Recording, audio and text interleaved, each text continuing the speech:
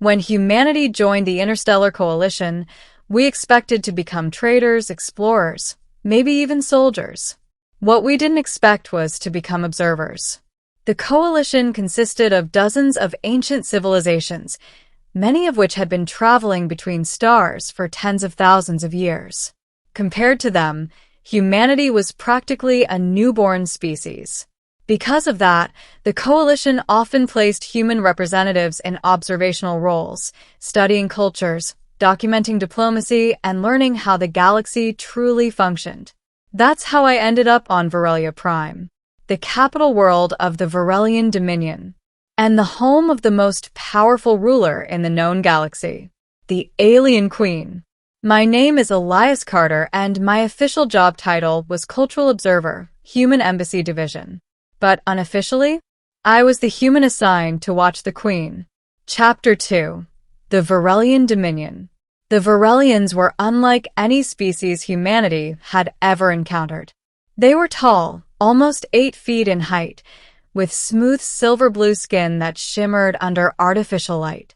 Their eyes glowed faintly violet, and their voices carried an almost musical resonance. They had ruled their dominion for over 6,000 years. 400 star systems, thousands of inhabited planets, trillions of citizens, and every single one of them answered to one individual, Queen Sarathia. No elections, no council votes. The Queen ruled absolutely. Yet strangely, the Dominion wasn't oppressive. In fact, it was considered one of the most stable and prosperous empires in the galaxy, which raised a question that fascinated historians like me. How could one individual maintain control over such a vast civilization for so long? The coalition wanted answers, so they sent me. Chapter 3. The First Glimpse. I first saw Queen Sarathia during a diplomatic assembly. The palace on Virellia Prime was an architectural marvel, an enormous structure made of crystalline alloy that reflected the twin suns of the system. Thousands of diplomats and officials filled the great council chamber. And then the doors opened. The Queen entered. The entire room fell silent. She was taller than most Virellians, her posture perfectly straight, her movements calm and deliberate. A crown of shimmering metallic filaments hovered above her head, slowly rotating like a halo. But what struck me most was her presence. It was impossible to ignore. She didn't need guards. She didn't need to raise her voice. The room simply adjusted itself around her. That was the moment I realized something. I needed to study her more closely. Chapter 4. Observation. My quarters inside the palace overlooked one of the city's massive floating gardens. From there, I began documenting everything I could about the Queen. Not officially. The official reports were dry and political. What I was doing was different. I watched her during council meetings. I observed how she handled conflicts between rival planetary governors. I studied her reactions during negotiations with other empires. She rarely spoke first, but when she did speak, the conversation always changed direction. It was as if she could see outcomes long before anyone else. At first, my observations were purely academic, but over time, they became personal. Chapter 5. The Balcony. One evening I was working late in the palace archives when I noticed something unusual. Queen Sarathia had stepped out onto one of the high observation balconies overlooking the capital city. She was alone. No guards. No advisors. Just the Queen staring out at the endless lights of Virellia Prime. I watched from across the courtyard, hidden behind the tall glass windows of the archive tower. She remained there for nearly 20 minutes. Not moving. Not speaking. Just watching the city. For the first time, she didn't look like a ruler. She looked like someone carrying the weight of an entire galaxy.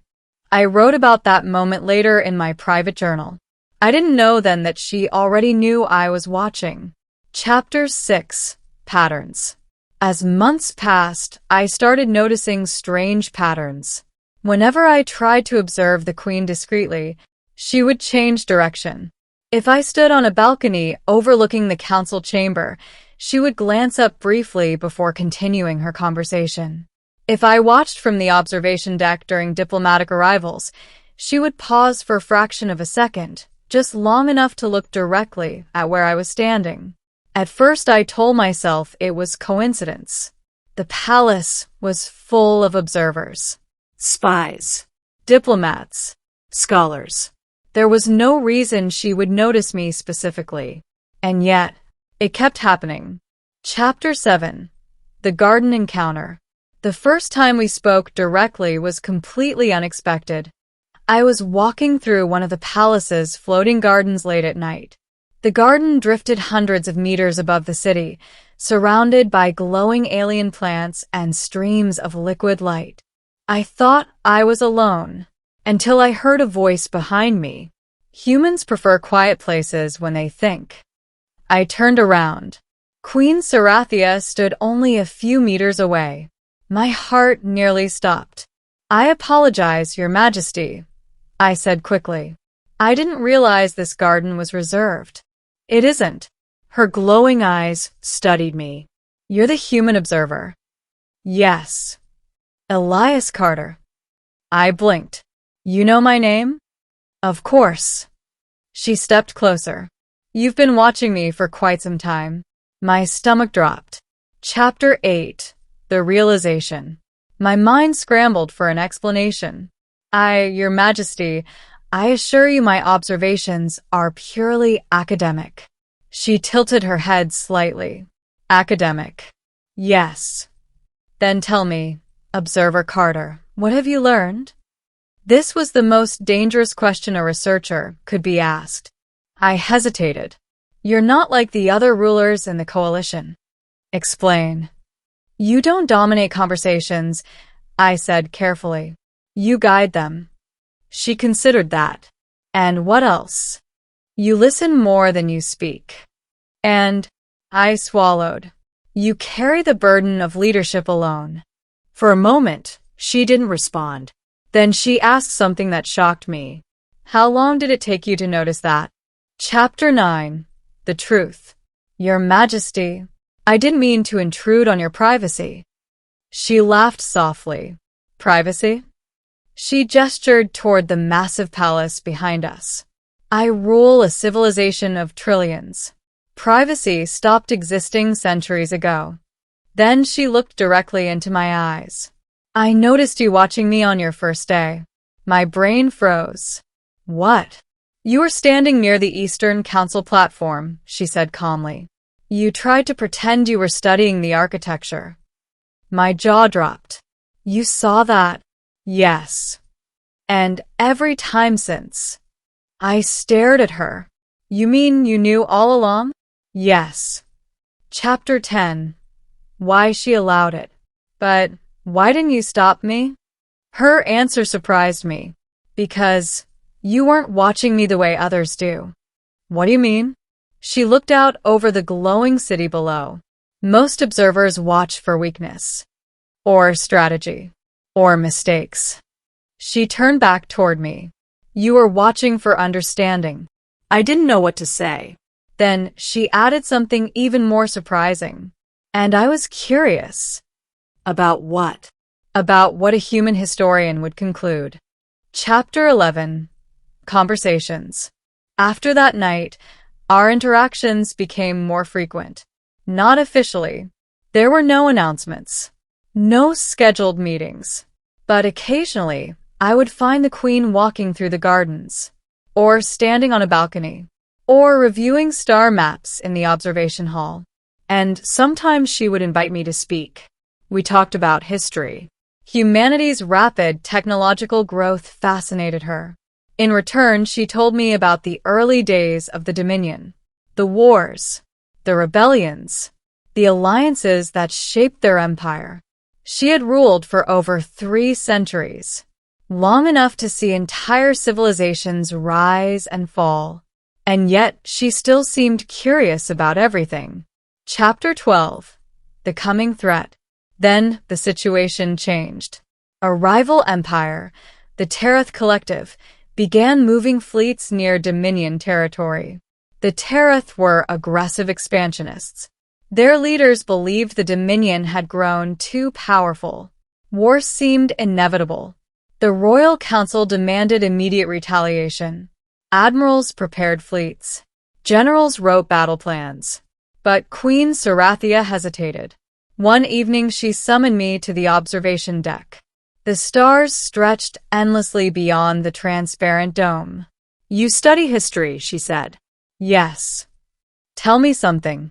What would humanity do in this situation?" I thought carefully. Historically, yes. We would probably go to war. She nodded. That's what the Council expects. Chapter 13. The Hidden Strategy. "But what do you think?" she asked. The question shocked me. "Your Majesty, I'm not qualified to advise an interstellar empire." I didn't ask for advice. I asked for perspective. I looked at the star maps floating in front of us. If you go to war, you'll win. How do you know? Because every historical record in the coalition says the same thing. The Dominion doesn't lose wars. She was silent for a moment. Continue. But winning wars doesn't always solve problems. What does it do? It creates new ones. She studied me carefully. You're suggesting diplomacy.